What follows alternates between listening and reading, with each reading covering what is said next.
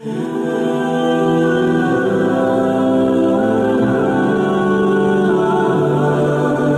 موت اتنی قریب ہے اور موت کا انکار بھی کوئی نہیں کرتا. لوگوں نے خدا کا انکار کر دیا، لیکن آج تک کسی فرقے نے، کسی گروہ نے، کسی جتھے نے آج تک موت کا انکار نہیں کیا. ہر شے میں اختلاف پایا جاتا ہے. موت ایک ایسی چیز ہے جس میں کسی فرقے کا، کسی گروہ کا، مذہب کا اختلاف نہیں. تو موت ایک اٹل حقیقت ہے جس سے رستگاری کسی کو نہیں. اس کا وقت بھی نہیں بتایا گیا کہ کس وقت پیغام اجل آ جائے. تو قبل اس سے کہ وہ وقت آئے ہم نے اپنی زندگی کی راہیں ٹھیک کرنی ہے. حضرت امام غزالی رحمۃ اللہ تعالی علیہ فرماتے ہیں کہ موت کا کھٹکا اور خدشہ ہر شخص کو ہے، لیکن 3 طرح سے لوگ موت سے ڈرتے ہیں. کچھ لوگ موت سے اس لیے ڈرتے ہیں، مر گیا تو میری زندگی کی لذتیں چھن جائیں. اب تو میں نے کاروبار سنبھالا ہے، محنت کی ہے، اس عہدے پہ پہنچا ہوں، اگر میں مر گیا تو یہ سب کچھ چھن جائے گا، میرا وقار جاتا رہے گا. تو وہ موت سے ڈرتا ہے. انسان کی ہوس اور خواہش نفس کو یہ ڈر اور خوف بڑھا دیتا ہے. کچھ لوگ موت سے اس لیے ڈرتے ہیں کہ اگر میں مر گیا تو میرے بچے چھوٹے چھوٹے رہ جائیں گے، یتیم ہو جائیں گے، در در کے دھکے ان کا مقدر ہوں گے، میری بیوی بیوہ ہو جائے گی، میرے ماں باپ میری موت کا پیغام سن کے سخت اضطراب میں مبتلا ہوں گے، اور جو ان کا دکھ ہوگا وہ دیکھا نہیں جائے گا. تو وہ اس حوالے سے اپنی جان کو عزیز سمجھتا ہے، موت کا خیال کر کے کانپ جاتا ہے، پسماندگان سے وہ ڈرتا ہے. یہ ہے ایک انداز موت سے ڈرنے کا. امام غزالی فرماتے ہیں یہ ڈرنا بھی کوئی ڈرنا نہیں. اور تیسرے لوگ موت سے اس لیے ڈرتے ہیں کہ اگر میں اچانک مر گیا تو میرے پلے کون سا نیک عمل ہے جو لے کر اللہ کے حضور پیش ہو سکوں. یہ تیسری قسم کا جو خوف ہے یہ انسان کی تیاری آخرت کو بڑھا دیتا ہے اور اس کو شب و روز اللہ کے حضور پیش ہونے کی خوف سے نیکی کی دعوت دیتا ہے کہ میں نے اس کے حضور پیش ہونا ہے، ایک ایک عمل کا حساب دینا ہے. ثم لتسألن یومئذ عن النعیم. اس دن ایک ایک نعمت کے بارے میں پوچھا جائے گا. تو قبل اس سے کہ وہ وقت آ جائے 3 چیزوں کا حساب نہیں ہوگا: ضرورت کے مطابق کپڑے کا، ضرورت کے مطابق مکان کا، اور بھوک کے وقت کھانے اور پینے کا. ان 3 چیزوں کا قیامت کے دن حساب نہیں لیا جائے گا. اس کے علاوہ زندگی میں جتنی بھی ہمیں نعمتیں دی گئی ہیں ان کا حساب لیا جائے گا. اور قرآن مجید کی یہ نص موجود ہے: ثم لتسألن یومئذ عن النعیم. اس دن ایک ایک نعمت کے بارے میں بندے سے سوال کیا جائے گا. آج ہم جو کچھ کر رہے ہیں سب کچھ لکھا جا رہا ہے، کرامت کاتبین بیٹھے ہوئے، ہمارا نامہ اعمال تیار ہو رہا ہے. ہم بھولے ہوئے لیکن وہ نہیں بھولے، وہ غفلت نہیں کرتے، ایک ایک چیز لکھ رہے ہیں. قیامت کے دن جب سب کچھ سامنے آئے گا تو اس وقت انسان جب نامہ اعمال دیکھے گا پھر حیران ہوگا اور کہے گا ما لہذا الکتاب لا یغادر صغیرۃ ولا کبیرۃ الا احصاها. ہاں اس کتاب کو کیا ہو گیا، اس نے چھوٹی بڑی کوئی چیز نہ چھوڑی، سب کچھ لکھ دیا. اس دن پھر سخت پچھتائے گا، لیکن اس دن پچھتانے سے کچھ حاصل نہیں ہوگا. وقت پر کافی ہے ایک قطرہ بھی آب خوش ہنگام کا، جل گیا جب کھیت برسا بھی تو پھر کس کام کا. آج اگر ہم پچھتا لیں تو آج توبہ بھی کر سکتے ہیں، جب توبہ کر لیں گے تو بعد قبل کے گناہ دھل جائیں گے. اور اگر ہم غفلت میں زندگی گزار دیتے ہیں تو کل قیامت کے دن انسان کو سخت پچھتاوا ہوگا. اور پھر اچانک موت پتہ ہی نہیں ہے. بندہ اپنی توبہ کو مؤخر کرتا رہتا ہے، اس کو کہتے ہیں طول عمل. مؤخر کرتا رہتا، ابھی میری بڑی زندگی پڑی ہے. بعض وقت کسی کو کہے نا نیکی کی دعوت ہے، وہ کہتا ہے جناب بس میں ریٹائرمنٹ لے لوں، اس کے بعد انشاءاللہ میں نے بچوں کی شادیاں کرنی ہیں، پھر حج کرنا ہے، پھر میں ہوگا اور مسجد ہوگی. یہ اس طرح بات کر رہا ہے جس طرح سب کچھ اس کے ہاتھ میں ہو، جس طرح سب کچھ اس کے قبضہ اختیار میں ہو. کوئی کچھ بول رہا ہے، کوئی کچھ بول رہا ہے. یہ طول عمل، لمبی امید اور توبہ کو مؤخر کرتے چلے جانا یہ بہت بڑی محرومی ہوتی ہے. اللہ اگر توفیق دے دے توبہ کی اور اللہ سوچ اور فکر دے دے تو دیر نہیں کرنی چاہیے. اللہ امام غزالی رحمۃ اللہ تعالیٰ علیہ فرماتے ذرا دیکھو معاشرے میں نظر دوڑا کے، بوڑھے زیادہ ہیں، بچے زیادہ ہیں یا جوان زیادہ ہیں؟ آپ فرمایا تم کو جوان بوڑھوں سے زیادہ نظر آئیں گے، بوڑھے کم نظر آئیں گے. کسی بھی مجلس میں آپ تجزیہ کر کے دیکھ لیں. فرمایا اس لیے کہ بڑھاپے تک کوئی پہنچتا ہے، زیادہ جوانی میں فوت ہو جاتی. پھر فرمایا اب جوانوں اور بچوں کا اندازہ کر کے دیکھ لو. کسی گھر میں کسی محفل میں دیکھ لو کہ بچوں کی تعداد زیادہ ہوگی، نوجوان کم ہوں گے۔ اس کا مطلب یہ ہوا کہ لوگ زیادہ بچپن میں فوت ہو جاتے ہیں، جوانی تک کم پہنچتے ہیں۔ تو انسان عمر کے اس حصے تک توبہ کو مؤخر کرتا ہے جہاں تک جانا انتہائی مشکل ہے، اور پھر اس وقت اگر پہنچ بھی گیا جب اعضاء میں توازن نہ رہا، عناصر میں اعتدال نہ رہا، چلنے پھرنے کے قابل نہ رہا، تو پھر کیا عبادت کرے گا؟ در جوانی توبہ کردن شیوائے پیغمبری، وقت پیری گرگ ظالم بھی شبد پرہیزگار۔ اللہ کے محبوب صلی اللہ علیہ وسلم نے ارشاد فرمایا 7 اشخاص ہیں اللہ جنہیں اپنے عرش کا ٹھنڈا سایہ نصیب فرمائے گا۔ ان میں سے ایک شخص فرمایا وَشَابٌ نَشَأَ فِي عِبَادَةِ اللَّهِ، وہ شخص جس کی جوانی اللہ کی عبادت میں گزری۔ کہا جاتا جوانی مستانی ہے، لیکن جس نے نکیل ڈال لی جوانی کو اور کھینچ کے اس کو در محبوب پہ لے آیا اور اس پیشانی کو چکا کے مالک کی چوکھٹ پہ رکھ دیا، آج تو لوگ اسے کہیں گے یہ مسیطڑ ہو گیا، اسے کیا پتا دنیا کیا ہے، لیکن کل قیامت کے دن قدر و قیمت معلوم ہوگی اس مسیطڑ کی۔ اس کو کتنی اللہ عزت دیتا ہے جب دھوپ کڑک رہی ہوگی اور وہ سورج کی گرمی جسموں کو پگھلا رہی ہوگی، سوا میل پہ آ جائے گا سورج، اب رخ الٹا ہے پھر سیدھا ہو جائے گا، زمین تاپے کی اور لوگ پسینے میں شراب ہو، کوئی گھٹنوں تک، کوئی ٹخنوں تک، کوئی کمر تک، اور کسی کو پسینے کی لگام دی جائے گی، اور پسینہ اتنا گرم اگر اس کا ایک قطرہ خود پہاڑ پہ رکھا جائے پتھر پگھل جائے، اور اتنا بدبودار اگر دنیا پہ قطرہ ڈال دیا جائے تو جانوروں کے دماغ بھی پھٹ جائے بدبو سے۔ اس پسینے میں لوگ شراب ہوں گے، لیکن فرمایا 7 اشخاص ایسے ہیں کہ جنہیں اللہ اپنے عرش کا ٹھنڈا سایہ نصیب فرمائے گا۔ ان میں سے ایک شخص وَشَابٌ نَشَأَ فِي عِبَادَةِ اللَّهِ، وہ جوان جس نے اپنی جوانی اللہ کی عبادت میں گزاری۔ اور اللہ کے محبوب صلی اللہ علیہ وسلم نے ارشاد فرمایا میں اللہ کا حبیب ہوں، اور جو جوان جوانی میں توبہ کرے وہ بھی اللہ کا حبیب ہے۔ کتنا بڑا اعزاز! ہم کیوں غافل ہیں؟ کیا ہمیں مرنا یاد نہیں ہے؟ اپنی توبہ کو کیوں مؤخر کرتے ہیں؟ انسان کو یقین بھی ہو کہ میری زندگی اتنی ہے تو توبہ اس یقین کے ساتھ مؤخر کرے، تو اسے پھر بھی خیال کرنا چاہیے کہ اب جو میرے دل کی حالت ہے شاید پھر دوبارہ کبھی نہ ہو۔ اب جو دل کی کیفیت بنی ہے، عمر اگر ہو بھی تو دوبارہ یہ کیفیت ہی نہ بنے، غلاف ایسے چڑھ جائے، غفلت اتنی طاری ہو جائے کہ دوبارہ اس سمت میں آؤ ہی نہ۔ بنی اسرائیل میں ایک شخص تھا، اس کو بذریعہ وحی خبر دی گئی کہ اس کی عمر 1000 سال ہے۔ وہ بڑا متقی اور پرہیزگار تھا۔ اس نے کہا میری اتنی لمبی عمر ہے اور توبہ کا دروازہ آخری سانس تک کھلا ہوا ہے، تو میں کیوں اپنے آپ کو عبادت کی بھٹی میں جلاؤں؟ اس نے کہا کہ میں 900 سال گناہ کر لیتا ہوں، 100 سال قبل توبہ کر لوں گا۔ پھر اس نے ایسا ہی کیا۔ علماء لکھتے ہیں کہ وہ 900 سال گناہ کرتا رہا۔ جب 100 سال رہ گیا اور اس کو خیال آیا کہ میں نے 100 سال قبل توبہ کرنی ہے، چونکہ دل اس کا سیاہ ہو چکا تھا، گناہوں کی لت پڑ چکی تھی، اب اس نے کہا کہ 100 سال بھی کیا ضرورت ہے نیکی کی مٹی میں جلنے کی، آتش نیکی میں اپنے آپ کو گالنے کی۔ میں 90 سال اور گناہ کر لیتا ہوں اور آخری 10 سال قبل توبہ کر لوں گا۔ پھر 90 سال بھی بیت گئے۔ اس کے بعد پھر 90 سال کے بعد 10 سال آئے، توبہ کا خیال آیا، پھر 1 سال قبل کر لوں گا، تک 1 مہینہ، 1 ہفتہ، علامہ رومی کہتے ہیں 1 دن باقی رہ گیا، اور اب وہ کہتا تھا میں یہ کر لوں، وہ کر لوں، فلاں چیز رہ گئی ہے، حتیٰ کہ اس کی روح دبوچ لی گئی، اس کو توبہ کی توفیق نہ ہو سکی۔ تو انسان کا اگر دل واقف ہو جائے اچھائی کی طرف، نیکی کی طرف، اس کو توبہ کرتے ہوئے دیر نہیں کرنی چاہیے۔ اگر یقین بھی ہو کہ میری زندگی اتنی ہے، لیکن ہمیں تو اپنی زندگی پر بھروسہ ہی نہیں ہے۔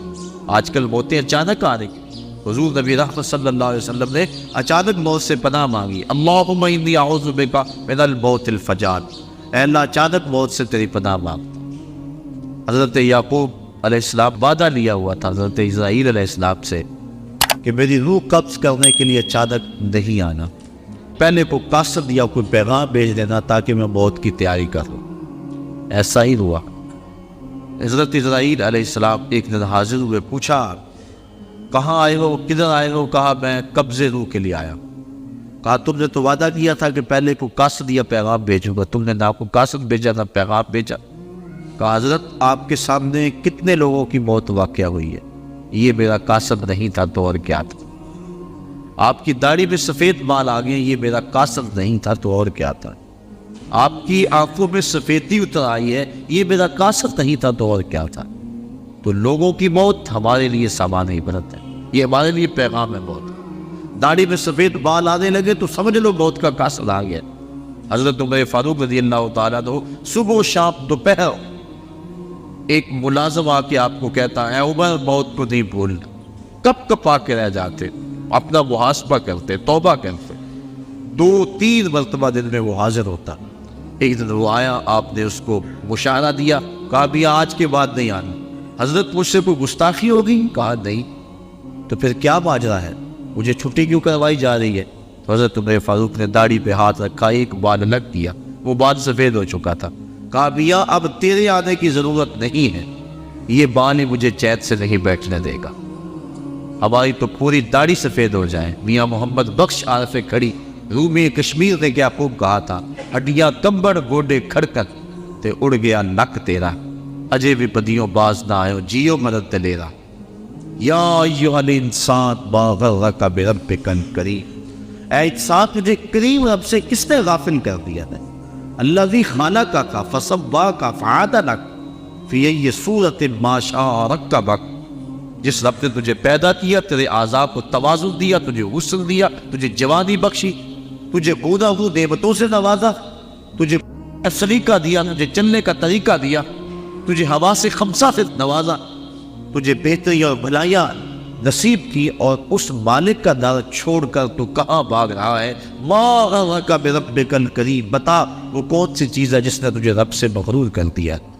دولت وہ 4 دن کی کہانی ہے، حسن ڈھل جانے والا ہے، دولت ختم ہو جانے والی ہو، جوانی وہ آج ہے کل نہیں ہوگی۔ تو کس چیز نے تجھے مغرور کر دیا؟ مالک کے حضور ہم نے اپنی محبتوں اور اپنی الفتوں کا خراج پیش کرنا ہے، اور اس کی عبادت سے، اس کے ذکر و فکر سے اپنے اندر کو تابیدگی دینی ہے۔ ایسا نہ ہو کہ ہماری زندگی ساری برباد ہو جائے اور پھر بعد میں ڈاڈا پچھتاوا ہو۔ یہ مرنے والے ہمارے لیے سامان عبرت ہیں۔ اللہ تعالیٰ جل شانہ اپنے محبوب صلی اللہ علیہ وسلم کے صدقے مرحوم کو کروٹ کروٹ جنت کی بہاریں نصیب فرمائے، اور ہمیں یہ سوچنے کی توفیق عطا فرمائے کہ آج وہ نہیں ہے کل ہم نہیں ہیں، آج وہ قبر کی تنہائیوں میں ان کی جگہ ہم بھی تو ہو سکتے تھے۔ حضرت امام غزالی فرماتے ہیں اللہ نے مرنے والوں کے ذریعے سے جو پسماندگان ہیں ان پر احسان کیا۔ پوچھا گیا وہ احسان کیسے؟ وہ تو بیچارے دکھ میں مبتلا ہیں، جن کا بھائی بچھڑ گیا، جن کا بیٹا بچھڑ گیا، جن کا باپ بچھڑ گیا، وہ تو دکھ میں ہیں۔ آپ کہتے ہیں احسان ہوا؟ فرمایا وہ اس اعتبار سے کہ اس کی موت کو ان سب کے لیے عبرت بنا دیا گیا، اور اس کی موت کو دیکھ کر یہ توبہ کر لیں، اپنے معاملات حیات درست کر لیں اور آخرت کی تیاری کر لیں۔ اور اگر ان میں سے کسی کی موت کو اس کے لیے عبرت بنا دیا جاتا تو یہ کیا کہنا دے؟ اس لیے اللہ نے مرنے والوں کے ذریعے سے جو باقی پسماندگان ہیں ان پر احسان کیا، اور ان کو ایک اور موقع سنبھلنے کا دیا کہ وہ سنبھل جائیں اور اپنی زندگی کی راہیں ٹھیک کر لیں۔ تو یہ ہمارے لیے ایک موقع ہے کہ ہم اپنی زندگی کی راہوں کی درستگی کا سامان کریں۔ آج وہ چلے گئے، ہمیں پیغام دے گئے کہ بھیا ہم تم بھی ہمارے پیچھے آ رہے ہو، اور کوئی پتہ نہیں کہ پیغام ہے جل کس وقت آ جائے اور پھر کوئی حجت باقی نہ رہے۔ آئیے میں اور آپ اپنے مالک سے رجوع کریں اور اپنے مالک سے اپنے پچھلے گناہوں کی بخشش مانگے۔ آج ہم اگر توبہ کر لیتے پچھلے گناہ دھل جائیں، ماں قبل کے سارے گناہ معاف ہو جائیں گے۔ حضور نبی رحمت صلی اللہ علیہ وسلم نے ارشاد فرمایا التائب من الذنب کمن لا ذنب لہ، گناہ سے توبہ کرنے والا ایسا ہوتا ہے جس طرح اس نے گناہ کیا کوئی، بالکل اللہ صاف اور پاک اسے فرماتا ہے جس طرح ماں کے بدن سے ابھی اس نے جنم لیا۔ اگر آج ہم توبہ کر لیتے ہیں تو ماضی صاف ہے اور ایتا اپنی زندگی کو احتیاط سے گزارے، لیکن آج اگر ہم توبہ نہیں کرتے، رجوع نہیں کرتے، اور ہمارا بوجھ بڑھتا چلا جاتا ہے، اور اگر توبہ کی توفیق بھی نہیں ہوتی اور اچانک موت ہماری روح کچک لیتی ہے، تو پھر آخرت کے معاملے تو بڑے سخت ہیں۔ تو قبل اس سے کہ وہ وقت آئے اور پھر پچھتاوا لگے، مجھے اور آپ کو آج ہی اپنی اصلاح کرنی چاہیے۔ اللہ تعالیٰ جل شانہ مرحوم کو کروٹ کروٹ اپنے جوار رحمت میں جگہ نصیب فرمائے اور پسماندگان کو صبر کی نازوان دولت عطا فرمائے، کیونکہ مشکل کے موقع پہ صبر ہی اجر کا باعث بنتا ہے۔ اللہ کے محبوب صلی اللہ علیہ وآلہ وسلم نے صبر کی تلقین فرمائی جب ایک خاتون راستے میں حضور نے دیکھا کہ وہ رو رہی ہے، وَاصبری یا امۃ اللہ، اے اللہ کی لونڈی صبر کرو، کیونکہ اگر انسان صبر نہیں کرے گا تو کیا کرتے ہیں، جانے والے تو واپس نہیں آئیں گے، وہ تو چلے گئے۔ اب ہم نے ان سے عبرت حاصل کرنی ہے اور ایسا انداز اختیار نہیں کرنا جس سے بے صبری کا اظہار ہو۔ یہ بات ہے رکھیں کہ مرنے والوں کے جانے کا دکھ سینے میں موجود ہوتا ہے۔ غم کے اظہار کی دنیا پر 4 طریقے ہیں۔ دل غم زدہ ہوتا ہے، یہ ایک فطرت ہے۔ آنکھوں سے آنسو بہ رہے ہیں، یہ بھی ایک فطرت ہے۔ انسان اپنی زبان سے وابلہ کرتا ہے اور اپنے ہاتھوں کو اپنے بدن پہ مارتا ہے، تماچے لگاتا ہے۔ یہ 4 طریقے ہیں۔ آنکھوں کا غم اور دل کا غم رحمان کی طرف سے، ہاتھوں کا غم اور زبان کا غم شیطان کی طرف سے۔ جب حضور کے فرزند ارجمت حضرت ابراہیم علیہ السلام کا انتقال ہوا اور حضور تشریف لائے، آقا کریم اپنے بیٹے کے سرہانے بیٹھ گئے، وَأَيْنَا رَسُولِ اللَّهِ تَدْمَعَانِ، حضور کی آنکھوں میں آنسو تھے۔ آقا کریم نے فرمایا، بیٹا ابراہیم تیرے غم میں دل غم زدہ ہے، آنکھیں رو رہی ہیں، لیکن زبان سے وہی کہوں گا جس سے خدا راضی۔ اور میں لیسا منا قد ضرب الخدود وشق الجیوب ودعا بدعوى الجاہلیہ، جس نے اپنا گرے بات نوچا اور اپنے منہ پہ تماچے مارے اور جانو جیسی باتیں کی، فرمایا ہمارے ساتھ اس کا کوئی تعلق نہیں۔ تو دل کا غم یا کبھی آنکھوں سے آنسو بہ جائے تو اس پر شریعت میں مواخذہ نہیں ہے، بلکہ یہ شفقت کی وجہ سے ہے۔ اس کے علاوہ ایسے جملے کہہ دے جس سے ناشکری کا اظہار ہو رہا ہو، یا اس انداز کے ساتھ اپنے ہاتھوں کو حرکت دینا کہ جس سے ایک سانس کا پتہ نہیں، اس مستقبل کی بات ہے۔ زندگی کھپا رہا ہے، مستقبل ٹھیک ہو جائے، اصل مستقبل تو آخرت کا مستقبل۔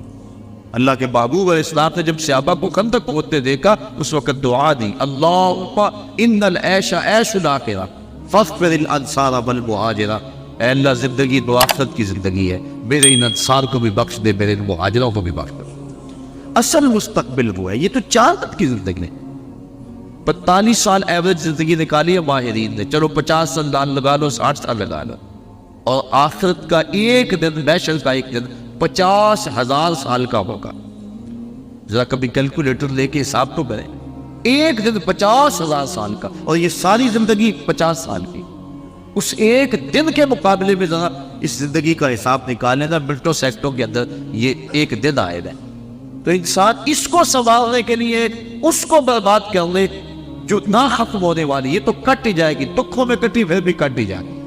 جس کے پاس دولت کے انبار ہے، نیند کی گولیاں کھانے کے بغیر وہ بھی نہیں سوتے، چین ہونے بھی نہیں گے، کیونکہ دنیا کے اوپر چین نام کی چیز کیسے ہوگی جبکہ انسان کے خمیر پر 39 دن تک غموں کی بارش ہوئی ہے اور صرف ایک دن خوشی کی بارش ہوئی ہے۔ خوشیاں اور غم زندگی میں اس تناسب کے ساتھ ہے۔ خوشی عارضی ہوتی ہے، غم دیر پا ہوتا ہے۔ خوشی اور غم جب اکٹھے ہو جائیں تو غم ہی غالب ہوتا ہے، خوشی یاد نہیں رہتی بلکہ خوشی بھی غم میں بدل جاتی ہے۔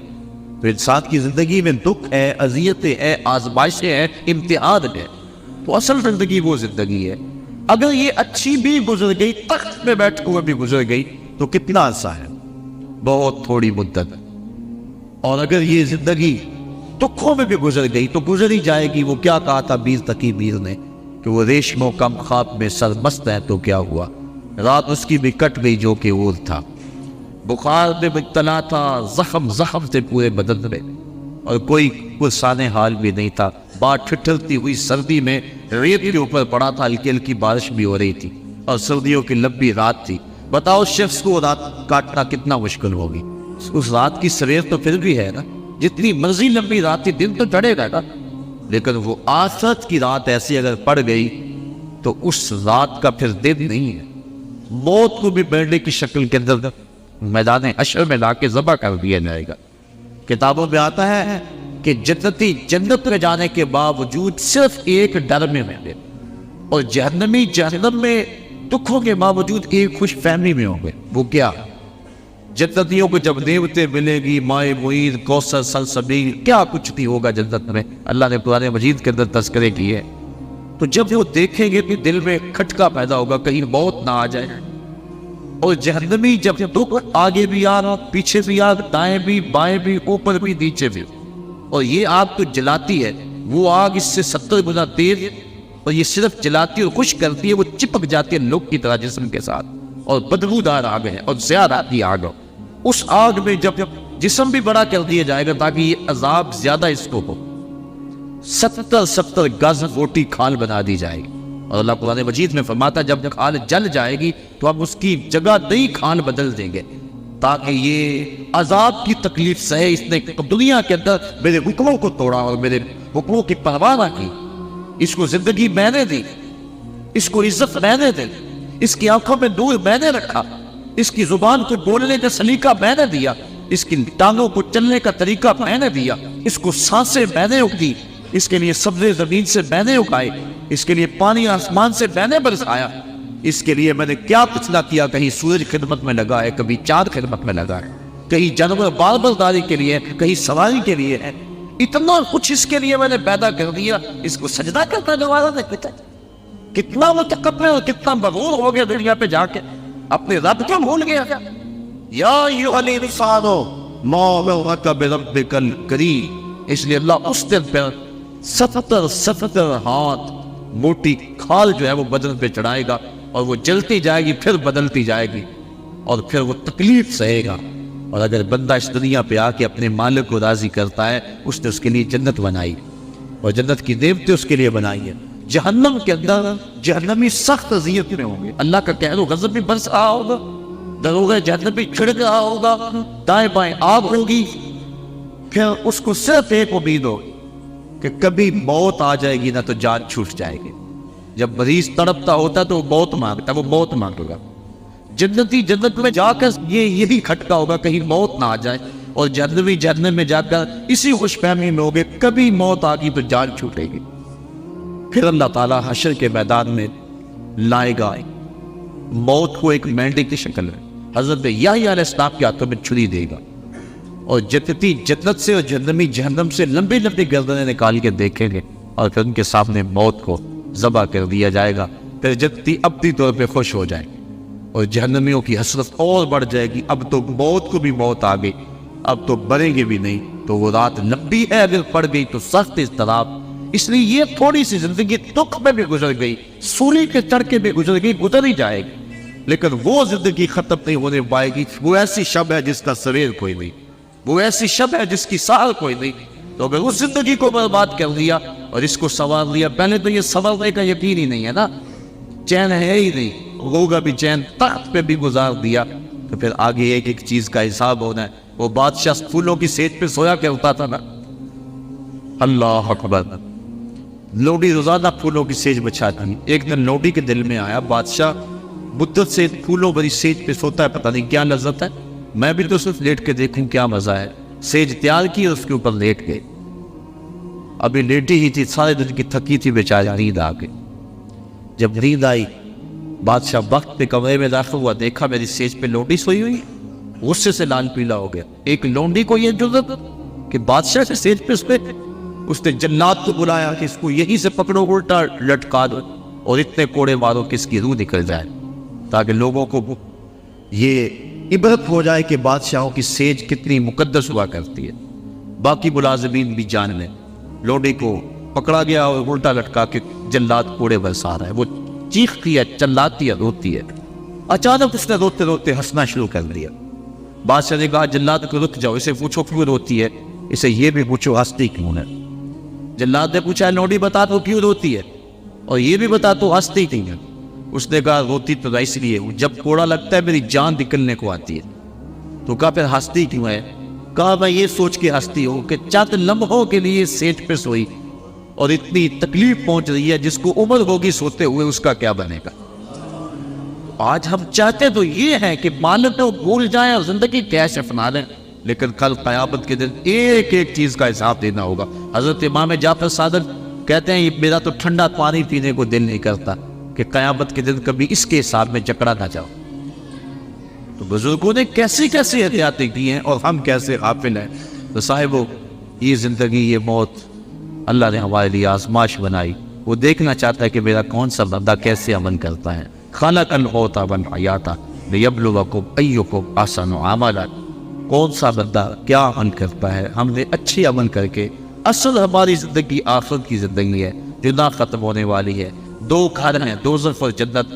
اللہ نے قرآن مجید کے اندر دونوں کے نقشے بیان کر دیے، ہمیں راہیں دے دی، ہمارے اعضاء کو دونوں راستوں میں چلنے کی شکل دے دی اور پھر اختیار دے دیا، چاہے ادھر چلو چاہے ادھر چلو۔ اب ہم نے سیدھی راہوں پہ سفر کر کے اپنے مالک کی رضا حاصل کر رہی ہیں۔ دنیا داروں سے تو مانگے تو ناراض ہوتے ہیں، اللہ سے نہ مانگے تو ناراض ہوتا ہے۔ دنیا داروں سے مانگنا ہو تو وقت دیکھنا پڑتا ہے کہ اب صاحب سوئے ہوئے، ابھی بیدار ہوئے ہیں، اب اگر مانگا تو ابھی مزاج میں چڑچڑا پن ہوگا، ابھی کل مانگا تھا اب دوبارہ کچھ وقفہ پڑھ لینا چاہیے۔ تو دنیا داروں سے مانگنے کے لیے وقت چاہیے، دنیا داروں سے مانگنے کے لیے ان کا مزاج دیکھنا پڑتا ہے، ان کے لہجے اور ان کی زبان اور ان کی بولی میں بولنا پڑتا ہے۔ لیکن مالک سے صبح مانگو پھر بھی دیتا ہے، دوپہر کو مانگو پھر بھی دیتا ہے، شام کو مانگو پھر بھی دیتا ہے۔ سحری کے وقت اٹھ کے کنڈا کھڑکاؤ، در رحمت کھلا پاؤ گے۔ اردو میں مانگو، عربی میں مانگو، سندھی میں مانگو، پشتو میں مانگو، نظم میں مانگو، نثر میں مانگو، نہیں مانگنا آتا یوں ہی ہاتھ پھیلا دو، اس کی رحمت کے دروازے کھلے ہیں۔ اس سے اپنے لیے مانگو پھر بھی دے گا، اوروں کے لیے مانگو پھر بھی دے گا۔ مانگا ہے پھر دوبارہ مانگنے کھڑے ہو جاؤ، پھر عطا کرے گا۔ تو مالک سے مانگتے رہنا ہی بندے کے لیے اعزاز و افتخار ہے، اور مالک کی شان یہ ہے کہ اس کے خزانوں میں کمی نہیں آتی۔ وہ دنیا کو نواز دے، اس کے خزانوں میں کوئی کمی نہیں۔ اس لیے کہا کہ مجھ سے مانگو میں تمہارے سوال کو پورا کروں گا، تم مجھ سے دعا مانگو میں اس کو قبول کروں گا۔ تو آج کے اس اجتماع کا پہلا مقصد دعائے مغفرت ہے۔ ہم مرحوم کے لیے دعا مانگنے کے لیے جمع ہیں کہ اللہ انہیں کروٹ کروٹ جنت کی بہاریں عطا فرمائے۔ دوسرا مقصد پسماندگان سے اظہار تعزیت و محبت، کیونکہ اگر دعا ہی مقصد ہوتا تو دعا گھر بیٹھے بھی ہم مانگ سکتے تھے۔ اس موسم میں دور و نزدیک سے چل کر آپ اور میں یہاں پہنچے، صرف اگر دعا مقصد ہوتا تو ہم جہاں جہاں تھے وہاں ہی مانگ لیتے، لیکن مرنے والوں کے پسماندگان سے اظہار تعزیت کرنا، ان کے پاس آ کے دعا مانگنا، یہ حضور علیہ السلام کی سنت سے ثابت ہے۔ اللہ کے محبوب صلی اللہ علیہ وآلہ وسلم تشریف فرما تھے کہ ایک صحابی جن کا نام تھا باعث ابن مالک رضی اللہ تعالی عنہ، وہ حاضر ہوئے اور عرض کی طہرنی یا رسول اللہ صلی اللہ علیہ وسلم، حضور مجھے پاک کر دیجئے۔ آقا کریم صلی اللہ علیہ وآلہ وسلم نے فرمایا جاؤ اللہ سے معافی مانگو، اللہ تمہارے گناہ معاف کر دے۔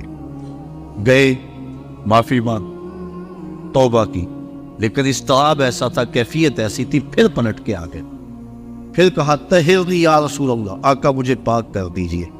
حضور نبی رحمت صلی اللہ علیہ وآلہ وسلم نے ارشاد فرمایا جاؤ اللہ سے معافی مانگو، وہ تمہارے گناہوں سے درگزر فرما لے۔ گئے پھر پلٹ کے آ گئے، پھر آقا کریم نے پوچھا بیما اطہرو کا، تجھے کس جرم سے پاک کروں؟ بار بار پوچھتا ہے، بار بار کہا کہ اللہ کی بارگاہ میں توبہ کرو وہ معاف کر دے گا، لیکن پھر تم واپس پلٹ آتے ہو، بیما اطہرو کا، تمہیں کس گناہ سے پاک کروں؟ قال من الزنا، عرض کی حضور مجھ سے زنا سرزد ہو گیا ہے، اور اس کی جو سزا دنیا پر ہے وہ بڑی کڑی اور سخت ہے، وہ میں برداشت کر لوں گا، لیکن آخرت کی سزا میرے بس کا روگ نہیں۔ اللہ کے محبوب صلی اللہ علیہ وآلہ وسلم نے ایک دن جبریل امین سے پوچھا مجھے جہنم کے عذابوں کا تذکرہ سناؤ۔ مشکات کی روایت ہے، عرض کی حضور سب سے ہلکا عذاب، اخف العذاب، سب سے ہلکا عذاب جو جہنمیوں کو دیا جائے گا وہ یہ ہوگا کہ ان کے پاؤں میں آگ کے جوتے رکھے جائیں گے، باقی پورا بدن سلامت ہوگا لیکن پاؤں میں آگ کے جوتے ہوں گے۔ اس کی گرمی اور حرارت اتنی ہوگی یادلی منہما دماغو، کہ دماغ پگھل کے دانت اور کانوں کے راستے سے باہر آ جائے گا۔ یہ سب سے ہلکی عذاب کی کیفیت ہے۔ جو سخت عذاب ہے الیاذ باللہ، آج لوگ پرواہ نہیں کرتے، بلکہ کئی لوگ ایسی بات کہتے ہوئے پائے گئے کہ کوئی بات نہیں، اگر گئے بھی تو ایک غوطہ لگے گا اور پھر جنت میں چلے جائیں گے۔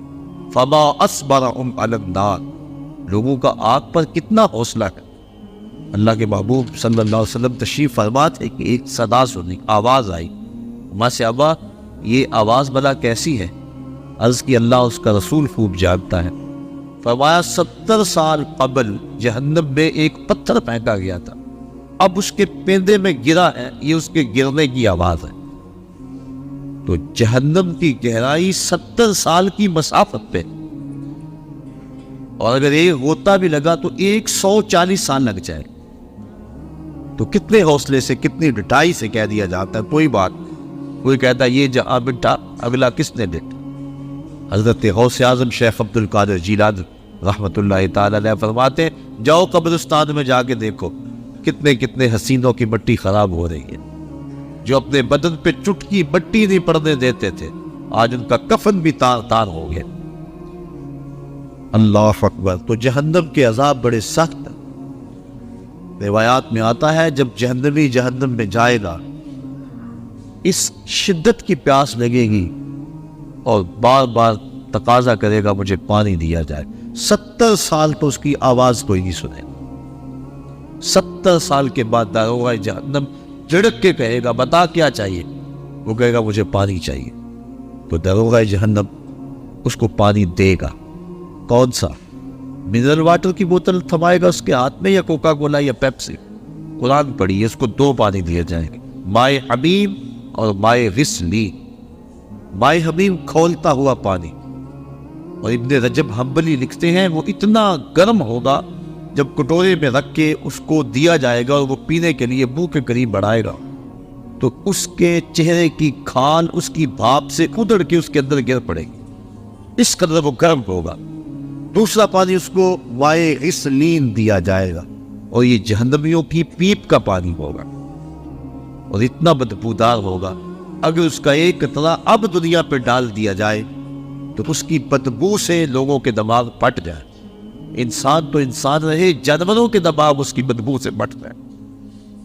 تو وہ سخت عذاب ہے جہنم کی۔ عرض کی حضور وہ عذاب میں نہیں سہ سکتا، وہ سنگسار کرنا سزا ہے زنا کی شادی شدہ کے لیے، لیکن میں دنیا کے اوپر اپنے آپ کو پاک کر کے آخرت میں سرخرو ہو کے جانا چاہتا ہوں۔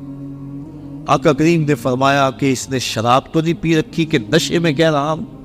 اسے نہیں پتا اس کی کتنی بڑی سزا ہے جو یہ بات کر رہا ہے۔ ایک صاحب اٹھے، منہ سونگا، عرض کی نہیں حضور ایسی کوئی حالت نہیں۔ پھر پوچھا آقا نے کہ اس کا توازن عقلی تو ٹھیک ہے؟ صحابہ نے عرض کی ہاں حضور صحیح الحواس ہے۔ اتنے میں وہ 4 مرتبہ بار بار اقرار کر چکے کہ حضور میں نے زنا کر لیا اور میں شادی شدہ۔ آقا کریم نے فرمایا باعث ابن مالک کو سنگسار کر دیا گیا، سنگسار کر دیا گیا۔ جب ان کو پتھر مارے جا رہے تھے، ایک روایت کے لفظ ہیں کہ حضور مسجد نبوی میں سخت اضطراب میں مبتلا تھے، آنکھوں میں آنسو، کبھی کھڑے ہو جاتے کبھی بیٹھ جاتے۔ کسی نے پوچھا بندہ نواز خود ہی تو حکم دیا اور خود ہی رو رہے ہو؟ کہا وہ میرا عدل تھا، یہ میری محبت۔ اب انہیں جب سنگسار کر دیا گیا، حضور ان کا جنازہ پڑھانے کے لیے نکلے۔ کسی نے تحقیرانہ لہجے میں کہا لو باعث نے زنا کیا تھا، بس آقا کریم کے چہرے پہ سرخیاں دوڑنے لگی، غصے میں آ گئی۔ میں خبردار اگر کسی نے میرے باعث پہ بات کی، میرے باعث نے ایسی سچی توبہ کی ہے اگر روئے زمین کے تمام مسلمانوں میں تقسیم کر دی جائے سب کی مغفرت ہو جائے، کہ اس نے اپنے آپ کو حد شرع کے لیے خود پیش کیا۔ اور جب کوئی شخص اپنے آپ کے اوپر حد شرع کا نفاذ کروا لیتا ہے وہ ایسے پاک ہو جاتا ہے جیسے ابھی ماں کے پیٹ سے اس نے جنم لیا۔ اب حضرت ماعز ابن مالک کا جنازہ حضور نے خود پڑھایا۔ ان کی وفات کا دوسرا دن تھا یا تیسرا دن، راوی کو شک ہے کہ دوسرا دن تھا یا تیسرا دن۔ اللہ کے محبوب صلی اللہ علیہ وآلہ وسلم ان کے گھر تشریف لے گئے۔ جب حضور تشریف لے گئے، حدیث کے لفظ ہیں وَهُمْ جُلُوسٌ، جب حضور گئے تو وہاں کافی لوگ صحابہ بیٹھے ہوئے تھے، آقا کریم نے ارشاد فرمایا اپنے بھائی مائز کے لیے مغفرت کی دعا کرو۔ اگر دعا ہی مقصود ہوتی تو وہ گھر بیٹھے بھی ہو سکتی تھی، اگر دعا ہی مقصود تھی تو وہ حجرہ عائشہ میں بھی ہو سکتی تھی، وہ ستون تہجد کے پاس بھی ہو سکتی تھی، وہ مسجد نبوی میں بھی ہو سکتی تھی، نماز کے بعد اجتماع میں دعا کی جا سکتی تھی، پھر نماز جنازہ خود دعا ہے۔ پھر آقا کریم یہ بھی فرما چکے ہیں کہ میرے مائز نے ایسی سچی توبہ کی ہے، اگر روئے زمین کے لوگوں کو تقسیم کر دی جائے لَکَفَاهُمْ، ان کے لیے بھی کافی ہو۔ تو پھر حضور ان کے گھر دعا مانگنے کے لیے کیوں گئے؟ تاکہ پسماندگان سے اظہار تعزیت و محبت ہو جائے، اور جس کے گھر میں حضور گئے ہوں گے کوئی دکھڑا رہا ہوگا، وہ کیا کسی نے کہا کہ یہ الگ بات ہے کہ تم آئے ہو تو کوئی نہیں، ورنہ درد تو یہاں ہزار رہتے۔ تو جب حضور گئے ہوں گے دکھڑے دور ہو گئے ہوں گے تو پسماندگان کے ہاں جا کے تعزیت کرنا، ان کے دکھوں کو کم کرنا ہوتا ہے۔ تو ایسی محافل کا دوسرا مقصد اور مدعا یہ ہے کہ ہم پسماندگان سے اظہار تعزیت کریں۔ پہلا مقصد دعائے مغفرت جس کا تعلق مرنے والے کی ذات سے، دوسرا مقصد پسماندگان سے اظہار تعزیت و محبت، اور تیسرا مقصد میں اور آپ اپنی ذات کے لیے عبرت اور فکر لے کے جائیں کہ آج وہ ہمارے اندر نہیں، ایک وقت ہمارے اوپر بھی آنے والا ہے کہ ہم بھی قبر کی تنہائیوں میں ہوں گے اور لوگ ہمارے لیے جمع ہو رہے ہیں۔ جب وہ گھر سے نکلے تھے تو انہیں تو یہ پتہ نہیں تھا کہ میں واپس پلٹ کے آ نہیں سکوں گا، نہ بچوں کو پتا تھا کہ ہم اپنے باپ کو آخری بار دیکھ رہے ہیں۔ اس قدر موت قریب ہے۔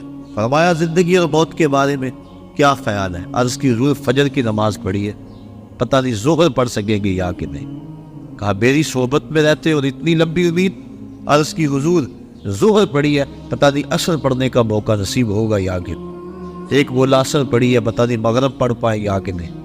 ایک نے عرض کی حضور ایک رکعت پڑھی ہے، پتہ نہیں دوسری رکعت کا موقع بھی نصیب ہوگا یا کہ نہیں۔